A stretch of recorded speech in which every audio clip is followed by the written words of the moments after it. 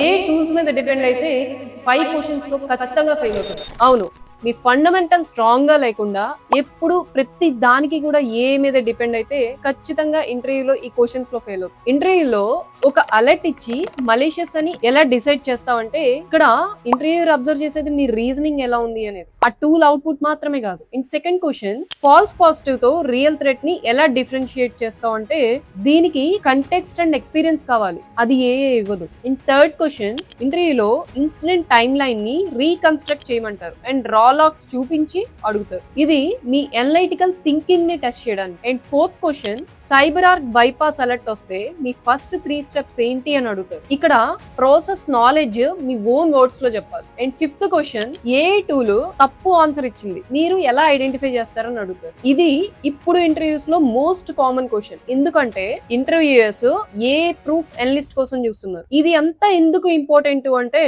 ఏని ఎలా వెరిఫై చేయాలో మీకు తెలియాలి. అండ్ మీ ఫండమెంటల్ స్ట్రాంగ్ గా లేకపోతే ఈ 5 క్వశ్చన్స్ లో ఏది ఆన్సర్ చేయలేరు. అండ్ ఈ 5 క్వశ్చన్స్ లో మీకేది టఫెస్ట్ అనిపించిందో కమెంట్స్ లో చెప్పండి, మాట్లాడుకుందాం.